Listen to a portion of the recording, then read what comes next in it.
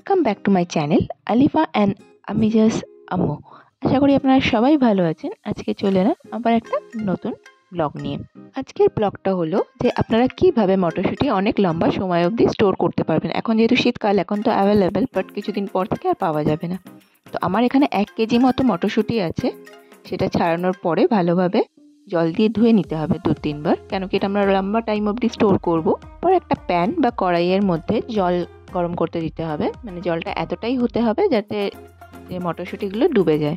আর জলটা একটু ফুটে উঠলে, একটা বয়েল আসলেই ওর মধ্যে 1 চামচ চিনি আর 1/2 চামচ নুন দিতে হবে, মানে 4 চামচ।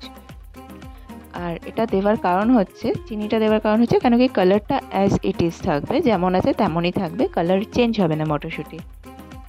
এরপর ধুয়ে রাখা মটরশুঁটিগুলো এই ফুটন্ত জলের মধ্যে দিয়ে দিতে হবে। আর এটা দেওয়ার সাথে সাথেই দেখবেন মটরশুঁটিগুলো তলার দিকে চলে এসেছে, বাট আপনাকে 2-3 মিনিট ওয়েট করতে লাগবে, একটু নাড়াতে লাগবে।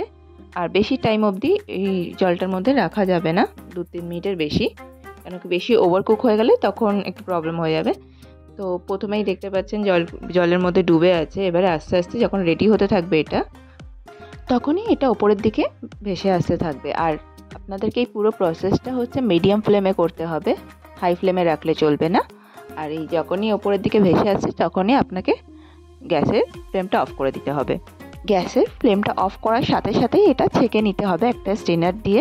তো স্ট্রেন করার পরেই এটা নেক্সট প্রসেস হচ্ছে, একটা বাটির মধ্যে কিছু আইস কিউব রেখে দিতে হবে, মানে ঠান্ডা জলের মধ্যে দিয়ে দিতে হবে। যে এই মাত্র যেটা স্ট্রেন করা হলো সেই পুরো মটরশুঁটিটা এটাতে দিয়ে দিতে হবে, কেন কি এটা কালারটা অ্যাজ ইট ইজ থাকবেই চিনি দেওয়ার কারণে। আর এটা আরেকটা রিজন হচ্ছে যাতে মটরশুঁটিটা ওভারকুক না হয়ে যায়, মানে যতটা সেদ্ধ হয়েছে অতটাই থাকে, তার থেকে বেশি না হয়ে যায়। ঠান্ডা জলের মধ্যে দেওয়ার সাথে সাথেই যে কুকিং প্রসেসটা বন্ধ হয়ে যাবে, সেদ্ধ হওয়ার প্রসেসটা। আরেকটা কারণ আছে যে সেদ্ধ করার টাইমে একটু কুকড়িয়ে গেছে, মানে শুকিয়ে গেছে, সেটা বরফ জলে দেওয়ার সাথে সাথেই ওটা আবার নর্মাল পজিশনে চলে আসবে। যখন মটরশুঁটিটা খোলা ছাড়িয়ে রাখা হয়েছিল যেমন দেখতে, এই জলে দেওয়ার পরেই তেমনই দেখতে হবে, মানে মনেই হবে না যে এটা বয়েল করা হয়েছে।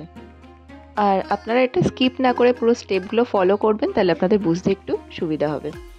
পরে ঠিক 5 মিনিট পরে আপনারা এখান থেকে সরিয়ে একটা ক্লিন টাওয়েল বা শুকনো সুতির কাপড়ের ওপরে এটা দিয়ে দেবেন, যাতে যে এক্সেস জলটা শুকিয়ে যায়।